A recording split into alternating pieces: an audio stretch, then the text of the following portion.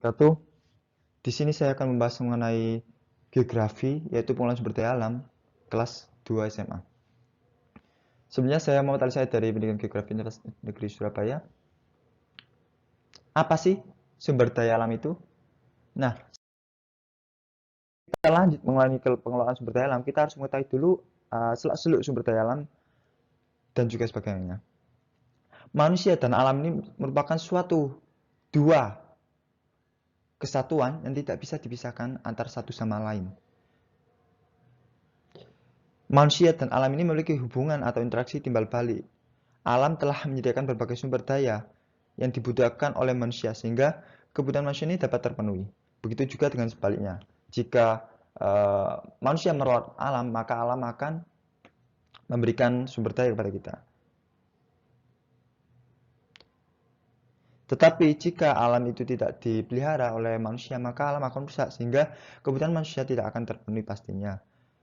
Nah, banyaknya kesadaran sumber daya alam dengan berbagai jenis sumber daya alamnya, di Indonesia ini tidak lantas membuat kita senangnya menggunakan sumber daya alam. Kegunaan sumber daya alam ditentukan oleh kebutuhan manusia, ditambah adanya kemauan dan kemampuan manusia untuk mengusahakannya.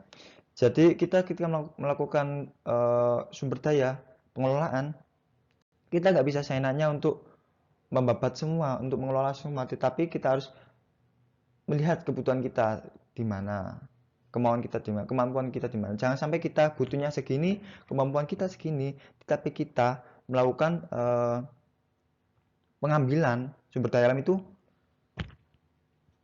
langsung banyak. Nah, tapi untuk kedepannya maka nanti akan kehabisan, nanti kita akan bingung sendiri untuk melakukan pengelolaan. Apa sih sumber daya alam itu? Nah, yang dimaksud sumber daya alam itu segala sesuatu yang berguna dan mempunyai nilai di mana kita menemukannya. Jadi sesuatu yang belum kita ketahui manfaatnya tidak dapat dikatakan dengan sebagai sumber daya alam karena tidak mempunyai nilai. Nah, jika sebaliknya, sesuatu yang meskipun ada gunanya tetapi tersedia dalam jumlah yang relatif besar dibanding dengan permintaan, juga bukan merupakan sumber daya. Jadi di sini sumber yang dimaksud dengan sumber daya alam itu segala sesuatu yang terdapat di alam sekitar yang merupakan hasil bentukan alam yang dapat dimanfaatkan untuk memenuhi kebutuhan hidup manusia. Nah, secara umum garis keturunan ini memiliki iklim yang tropis. Sehingga banyak sekali tumbuhan yang tumbuh di sini, hijau-hijauan tumbuh.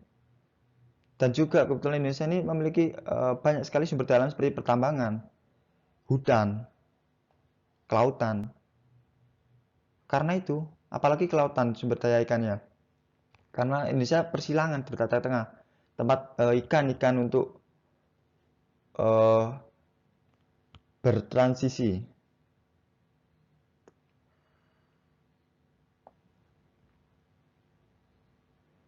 Nah, kemudian ada potensi sumber daya suatu daerah belum diketahui seksama. Nah, di sini karena bumi ini tidak diam, dalam artian bumi ini selalu bergerak. Kadang turun, kadang ke bawah. Nah, ini seperti halnya misalnya tsunami. Tsunami ini bisa mengakibatkan tertimbunnya sumber daya alam yang ada. Dan juga tsunami bisa membunuh jiwa manusia yang ada di sana. Sehingga saat terjadi regenerasi, manusia itu tidak tahu bahwa ada sumber daya alam di sana. Nah, itu yang menyebabkan sumber daya alam suatu daerah belum diketahui sama. Karena faktor-faktor tersebut. Selain faktor tersebut juga faktor teknologi dan juga kemampuan manusia yang ada tidak bisa menjangkaunya. Perlu adanya pengasahan, pengajaran, pengembangan teknologi yang ada di sana. Kemudian sumber daya alam yang ketiga, sumber daya alam mempunyai sifat saling ketergantungan. Nah, ini kaitannya dengan hubungan manusia dan alam. Mempunyai sifat ketergantungan. Alam tidak bisa hidup tanpa dirawat. Memang alam itu bisa tumbuh tanpa dirawat, tetapi jika dirawat oleh manusia, ketika manusia dirawat, maka alam akan menghasilkan sesuatu yang lebih baik lagi. Kemudian yang keempat lagi, sumber daya alam dapat mengalami daur ulang. Nah, ini tidak semua sumber daya alam mengalami daur ulang, hanya beberapa saja, tetapi kebanyakan bisa seperti hutan, laut, ikan, dan sebagainya, air.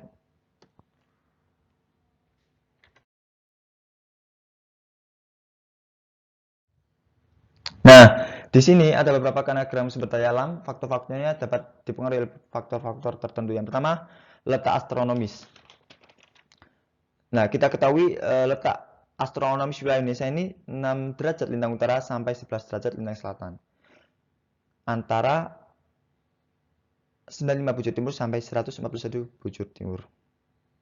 Nah, berdasarkan letak lintangnya, Indonesia ini berarti terletak di wilayah garis khatulistiwa atau garis ekuator 0 derajat.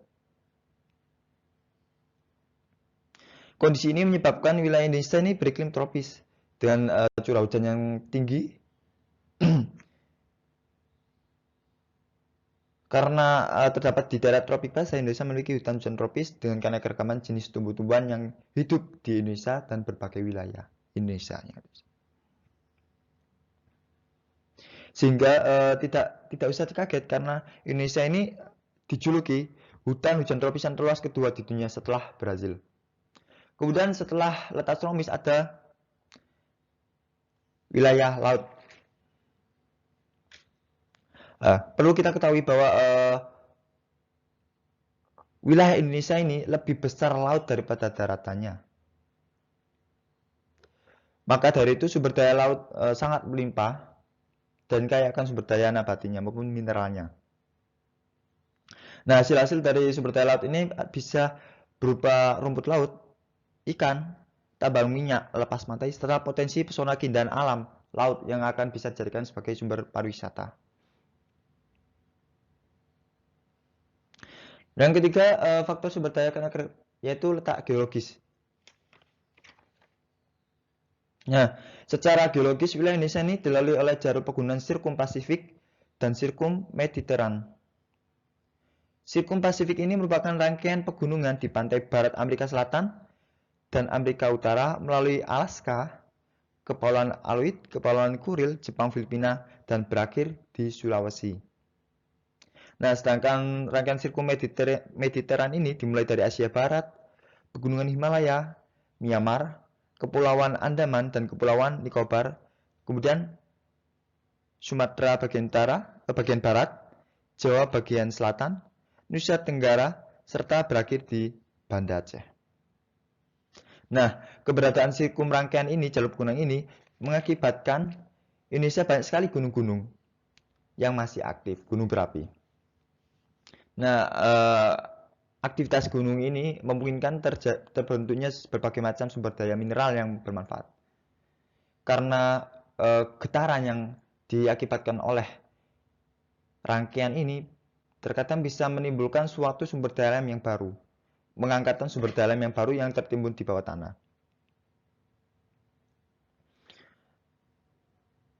Nah, terkadang gunung-gunung ini juga menghasilkan mineral yang dikeluarkan bersamaan dengan aktivitas gunung api. Di samping itu, tanah muda dan abu vulkanik ini juga menambah kesuburan tanah di Indonesia. Next. Nah, ini klasifikasi sumber daya alam. Nah, berdasarkan sifatnya, sumber daya alam ini ada 3, yaitu dapat diperbarui, tidak dapat diperbarui, dan selalu tersedia. Kemudian yang kedua, ada jenisnya. Nah, jenisnya ini ada sumber daya alam hayati atau biotik, ada sumber daya alam non hayati atau abiotik. Kemudian yang terakhir ada berdasarkan penggunaannya, yaitu ada sumber daya alam penghasil bahan baku, ada juga yang penghasil energi. Nah, untuk kita dapat mengetahui lebih lanjut mengenai klasifikasi sumber daya alam ini, dapat pelajari sebagai berikut. Yang pertama, berdasarkan sifatnya. Sumber daya alam yang dapat diperbarui.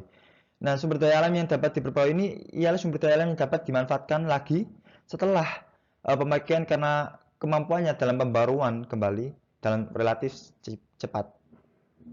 Nah, misalnya tumbuhan. tumbuhan setelah kita tebang memakai untuk keperluan membuat kertas ataupun lainnya, tentunya kita akan melakukan sebuah reboisasi, penanaman ulang. Nah, ini pertumbuhan pohon ini sangat cepat, tergantung kita merawatnya. Nah, di samping itu, meskipun pohon itu pertumbuhan cepat, tetapi kita tidak boleh menebang secara keseluruhan. Adapun yang harus kita lakukan adalah misalnya tebang pilih. Jadi sekiranya pohon yang cocok, yang sudah saatnya untuk ditebang, maka kita dapat menebangnya. Ini untuk meminimalisir kegundulan hutan, kemudian terjadinya bencana. Kemudian yang kedua ada sumber daya alam yang tidak dapat diperbarui. Nah, ini kebalikan dari sumber daya alam yang dapat diperbarui. Nah, sumber daya alam yang tidak dapat diperbarui ini sumber daya alam yang tidak bisa dimanfaatkan lagi setelah penggunaannya.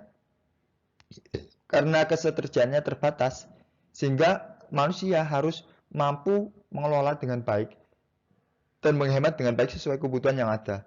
Karena jika kita terus-menerus mengambil ketersediaan sumber daya ini, maka untuk kedepannya ini tidak ada dan perlu sebuah inovasi baru. Nah, contohnya adalah minyak bumi.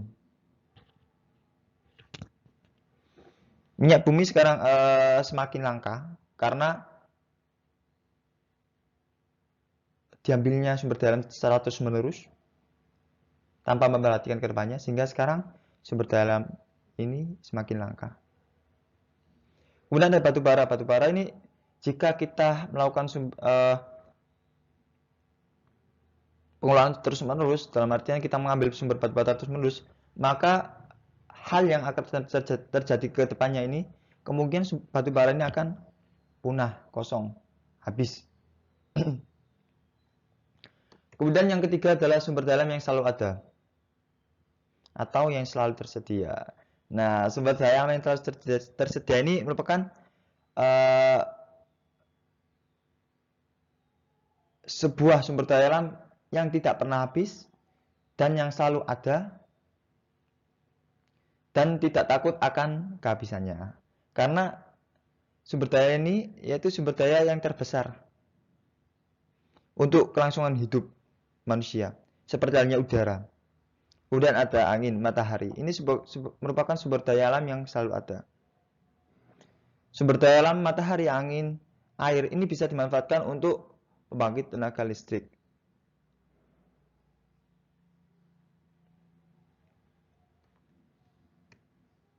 Kemudian kan jadinya yaitu sumber daya alam hayati, biotik atau sumber daya hidup. Nah,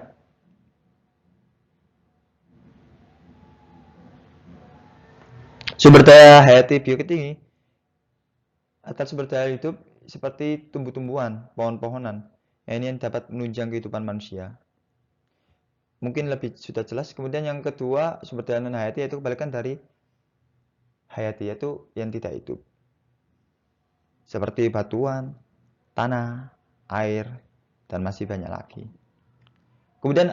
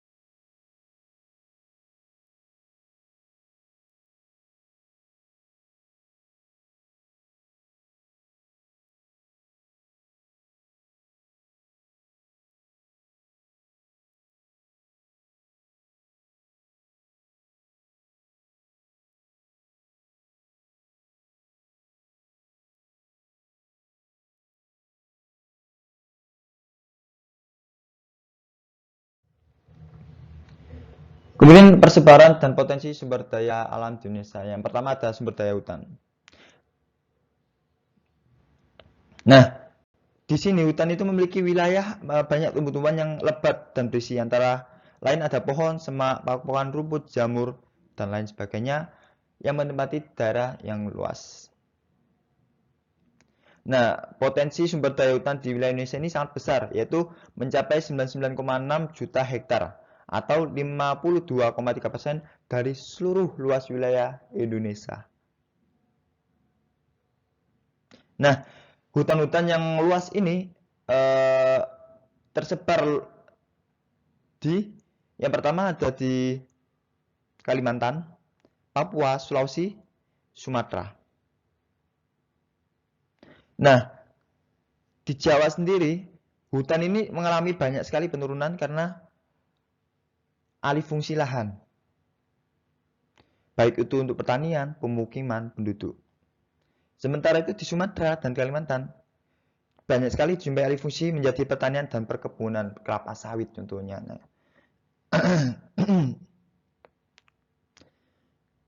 Nah, hasil hutan ini merupakan salah satu potensi sumber daya yang sangat dibutuhkan, yaitu untuk kayu, menghasilkan pohon-pohonan, buah-buahan, obat-obatan.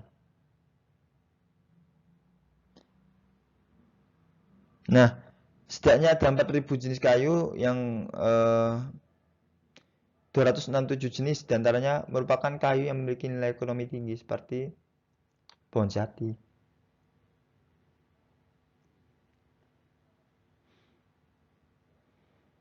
Di sini keberadaan hutan memiliki sebuah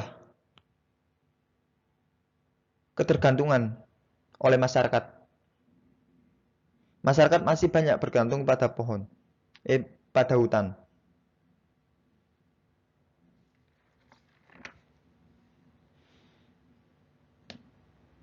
Nah, oleh karena itu hutan ini perlu dijaga keberadaannya melalui pengenalan dan pendidikan sejak dini tentang hutan. Diharapkan generasi mendatang ini lebih mempunyai kesadaran terhadap arti penting hutan.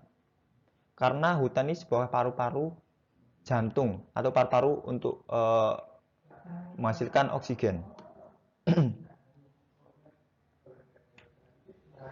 Kemudian yang kedua, ada sumber daya pertambangan. Nah, pertambangan adalah sebagian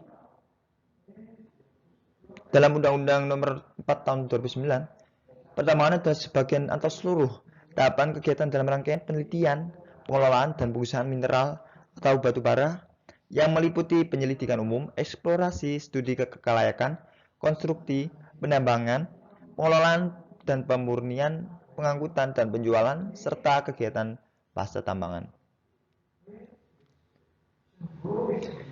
Nah, perlu diketahui Indonesia mempunyai beberapa, bahkan negara yang kaya akan bahan-bahan tambang, baik itu di dalam tanah maupun yang di dalam dasar laut. Seperti halnya minyak bumi. Nah, jika kita ingin mengetahui minyak bumi, tambang minyak bumi ini tersebar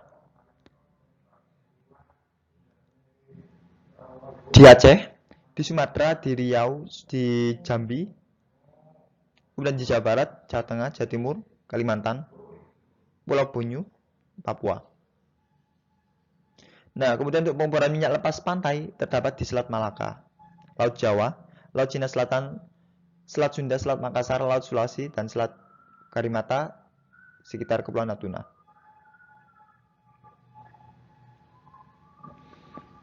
Kemudian sumber daya pertambangan yang kedua adalah gas alam. Nah, gas alam ini keberadaannya sudah mau punah karena kebutuhan manusia yang akan terus-menerus. Jika pemerintah tidak bisa membuat inovasi baru untuk mengganti sumber daya ini, maka keberadaan gas alam ini lama-kelamaan akan menjadi punah. Nah, minyak dan gas bumi ini memiliki beberapa keunggulan dibandingkan dengan sumber daya energi lainnya. Nah, alasan itu apa? Alasannya kenapa? Yang pertama, minyak bumi dan gas ini mempunyai nilai kalori yang tinggi. Yang kedua, minyak bumi dan gas ini merupakan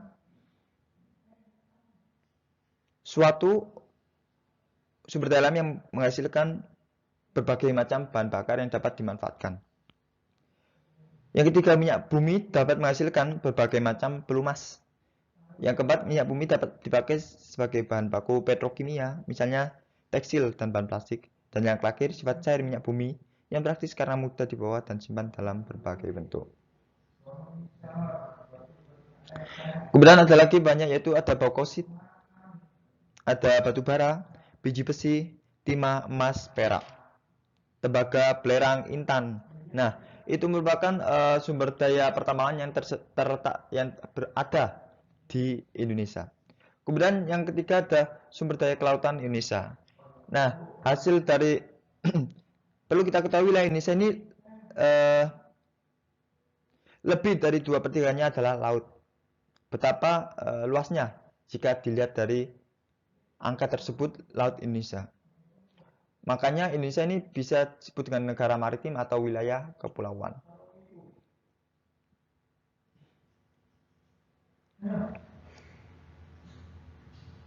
Nah, di laut sendiri itu memiliki beberapa sumber daya alam yang tidak ternilai harganya. Seperti rumput laut, kerang mutiara. Bahkan air laut pun bisa diubah menjadi garam yang dapat dimanfaatkan untuk kebutuhan memasak setiap hari maupun lainnya. Bahkan jauh di bawah laut sana terdapat tambang yang bisa dimanfaatkan, bahkan juga untuk kegiatan pariwisata karena keindahan alamnya. Nah, apa saja yang dapat dihasilkan dari sumber daya kelautan? Yang pertama ada perikanan. Yang kedua ada hutan mangrove. Dan yang ketiga ada terumbu karang. Yang terakhir ada sumber daya pariwisata Indonesia. Nah, keindahan alam Indonesia ini dimanfaatkan sebagai sarana pariwisata oleh pemerintah. Nah, salah satu gunaan untuk pariwisata adalah untuk menambah deposit, menambah pemasukan dari negara. Nah, jika pemerintah ingin mengembangkan lagi wisata di Indonesia, maka pemerintah harus menggali potensi wisata yang ada di wilayahnya, mengembangkan potensi wilayahnya dan menjaga tentunya. Karena tidak ada ruginya ketika kita melakukan pengelolaan, kita menjaga pariwisata, karena ini akan menghasilkan sebuah ekonomi baik itu untuk pemerintah, penduduk maupun yang di sekitar kawasan tersebut. Nah, untuk pembangunan pariwisata ini diperlukan sebuah pembangunan berkelanjutan. Untuk apa? Agar pariwisata ini dapat terjaga dengan baik.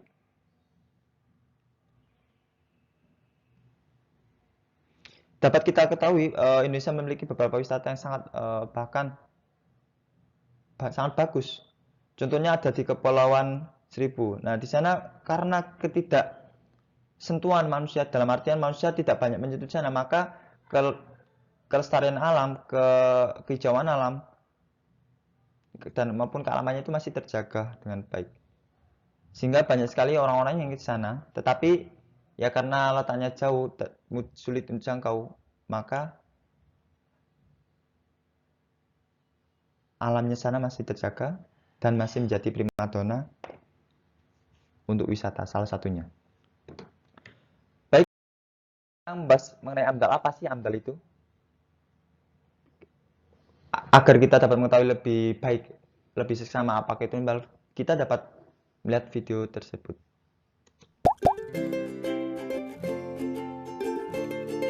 Sejak dilaksanakannya konferensi Stockholm 1972, permasalahan lingkungan hidup mendapat perhatian secara luas dari berbagai bangsa.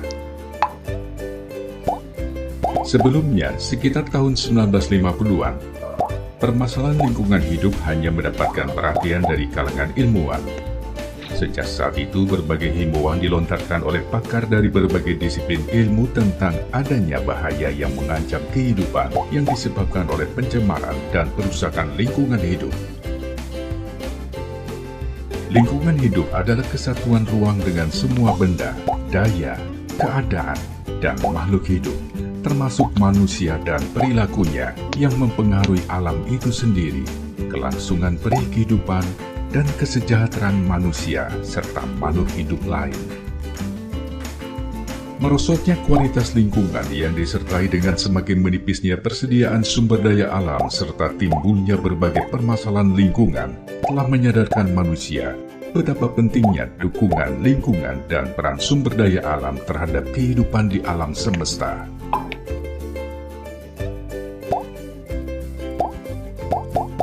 Lingkungan tidak dapat mendukung jumlah kehidupan yang tanpa batas. Apabila bumi ini sudah tidak mampu lagi menjaga ledakan jumlah manusia beserta aktivitasnya, maka manusia akan mengalami berbagai kesulitan. Pertumbuhan jumlah penduduk bumi mutlak harus dikendalikan, dan aktivitas manusianya pun harus memperhatikan kelestarian lingkungan. Pelestarian lingkungan hidup mempunyai arti bahwa lingkungan hidup harus dipertahankan sebagaimana keadaannya, sedangkan lingkungan hidup itu justru dimanfaatkan dalam kerangka pembangunan. Hal ini berarti bahwa lingkungan hidup mengalami proses perubahan. Dalam proses perubahan ini perlu dijaga agar lingkungan hidup tetap mampu menunjang kehidupan yang normal. Pembangunan telah membawa kemajuan yang besar bagi kesejahteraan rakyat. Di balik itu telah terjadi pula perubahan lingkungan. Pembangunan yang membawa perubahan pesat ini tentu saja menimbulkan perubahan yang melahirkan dampak negatif.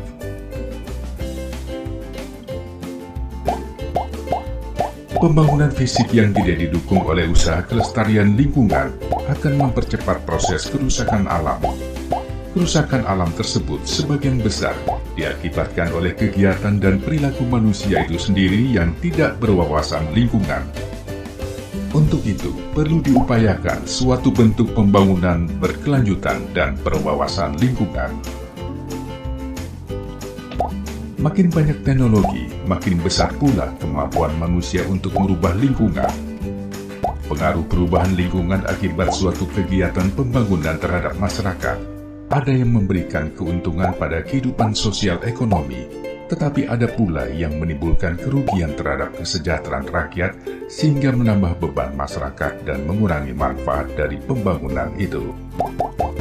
Dengan menjamurnya perumahan-perumahan yang berdiri di atas lahan pertanian yang masih produktif, mengakibatkan sempitnya areal-areal pertanian, sehingga petani tergerak untuk membuka atau menggarap lahan marginal seperti tanah di tepi sungai, di bukit, dan di gunung, serta pembukaan lahan baru di kawasan hutan lindung yang dapat berakibat terjadinya erosi tanah sampai pada tingkat yang mengkhawatirkan.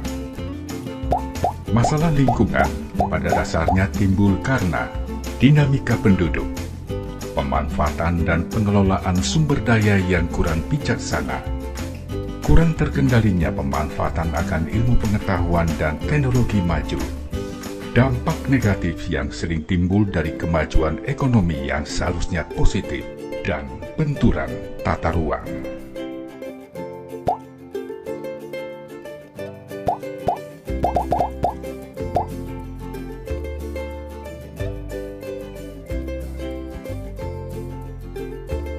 Untuk mengurangi dampak negatif, maka pembangunan harus menggunakan prinsip berwawasan lingkungan dan berkelanjutan. Pembangunan berwawasan lingkungan merupakan upaya sadar dan berencana, menggunakan dan mengelola sumber daya secara bijaksana dalam pembangunan yang berkesinambungan untuk meningkatkan mutu hidup.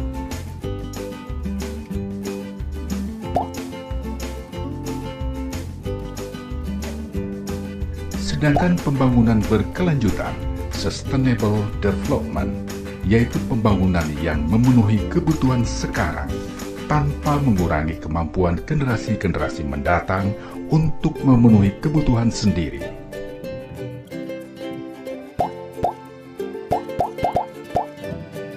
Setiap orang mempunyai hak atas lingkungan hidup yang baik dan sehat. Sebaliknya, setiap orang juga mempunyai kewajiban untuk memelihara lingkungan hidup, seperti mencegah dan menanggulangi perusakan lingkungan. Salah satu kunci pembangunan berwawasan lingkungan yaitu AMDAL. AMDAL, analisis mengenai dampak lingkungan, adalah hasil studi mengenai dampak suatu kegiatan yang sedang direncanakan terhadap lingkungan hidup yang diperlukan bagi proses pengambilan keputusan.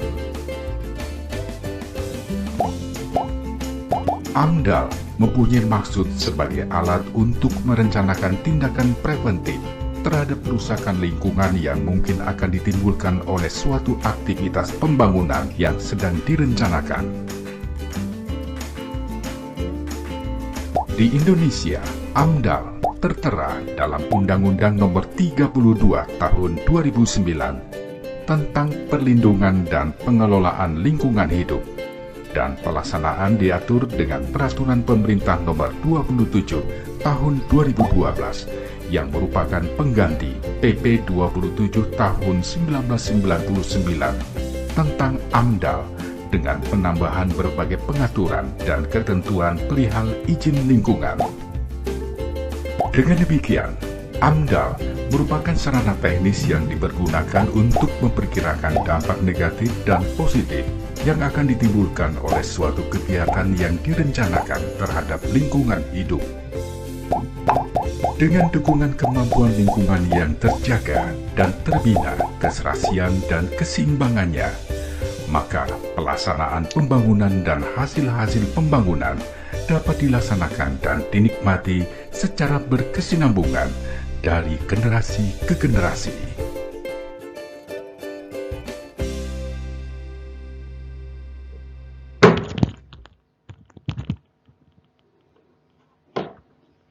Baik, untuk pertemuan kali ini mungkin hanya itu yang bisa disampaikan. Sampai jumpa di pertemuan yang akan datang. Assalamualaikum warahmatullahi wabarakatuh.